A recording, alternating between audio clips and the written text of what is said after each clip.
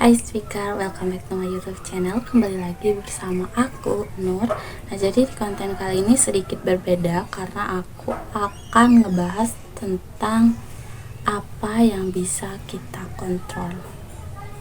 Ya, hari ini aku nggak hanya sekedar bercerita ataupun sekedar berbicara melalui video ini, tapi aku sedikit mau nunjukin ke kalian.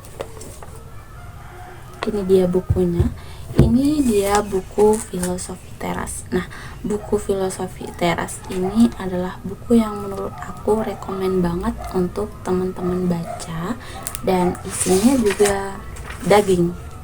Nah, buku ini karya dari Kak Henry Manampiring, yang dimana di dalamnya itu banyak hal yang bisa kita pelajari. Salah satunya hal yang paling aku ingat dan relate dengan kehidupan aku, yaitu tentang hal yang bisa kita kendalikan dan hal yang tidak bisa kita kendalikan. So, hari ini kita akan banyak ngebahas tentang persepsi dari diri kita, dan kita akan ngebahas tentang hal apa yang seharusnya dan tidak seharusnya kita pikirkan. So, langsung aja, hari ini aku mau ngebahas tentang isi dari buku ini. Nah, salah satu isi dari buku ini yaitu adalah ada dua hal yang akan aku bahas hari ini. Yang pertama adalah hal yang bisa kita kendalikan, yang kedua hal yang tidak bisa kita kendalikan atau tidak bisa kita kontrol.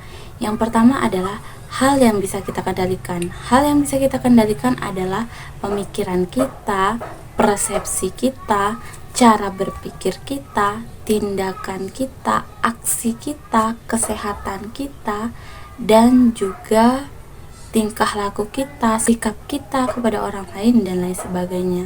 Dan yang kedua adalah hal yang tidak bisa kita kendalikan adalah pemikiran orang lain terhadap kita, opini orang lain terhadap kita, perlakuan orang lain kepada kita, dan juga hal-hal yang tidak bisa kita kontrol. Namun kadang kita merasa bahwa penilaian orang lain itu adalah hal yang seharusnya dan wajib kita pikirkan terus-menerus.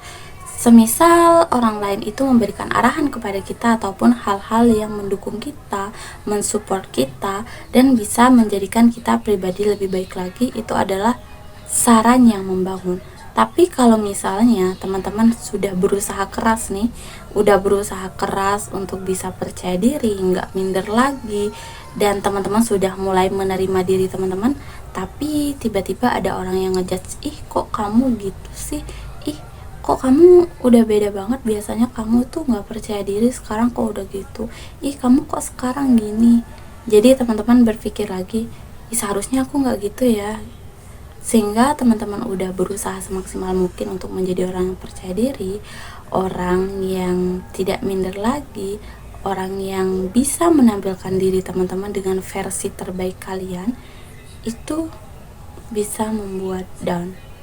So, aku di sini bakalan banyak ngebahas tentang pentingnya kita mengontrol pikiran kita dari hal yang tidak seharusnya kita pikirkan. Banyak hal loh teman-teman yang bisa kita lakukan ketika kita ngerasa ada pendapat orang lain yang kurang sesuai dengan diri kita, ataupun ada pendapat orang lain ataupun omongan orang lain yang menyakiti diri kita. Kita bisa untuk menerima itu, tapi jangan berlarut-larut dalam keadaan itu, karena kita berhak untuk bahagia, kita berhak untuk menentukan kehidupan kita sendiri, asalkan apa yang kita lakukan itu tidak melanggar norma, tidak melanggar agama, dan juga hal yang kita lakukan itu hal yang baik. So, fokusin aja ke diri kalian, karena yang berhak menentukan kehidupan kalian ya diri kalian sendiri. Kalian yang bisa mengontrol semuanya, yang bisa mengontrol pikiran kalian, yang bisa mengontrol tindakan kalian. Bahkan kalian mau apa dalam satu hari itu ya kalian sendiri yang nentuin. Ya sedikitnya ada campur tangan dari orang lain tentunya. So, kalau misalnya teman-teman sekarang lagi buat konten, terus teman-teman ngerasa takut dijadiin cemoohan, takut dinyinyirin, takut dijadiin bahan omongan ataupun yang lainnya, nggak apa-apa, diterima aja, Karena selayaknya kita, kalau misalnya kita lagi masih di tahap awal, itu banyak hal, banyak rintangannya, justru semakin kuat pohonnya, semakin besar juga anginnya. So aku harap teman-teman yang lagi nonton video ini, kalian bisa lebih banyak memikirkan hal apa yang bisa mengupgrade diri kalian, hal apa yang bisa membuat kalian lebih baik lagi dari hari kemarin. Dan aku harap kita tidak banyak menyesali hal-hal yang berada di luar kendali kita. Di sini aku mau bacain sedikit cuplikan dari buku Filosofi Teras ini, yaitu Stoicisme mengajarkan bahwa kebahagiaan sejati hanya bisa datang dari things we can control, apa yang bisa kita kendalikan. Nah, hal-hal yang di bawah kendali kita.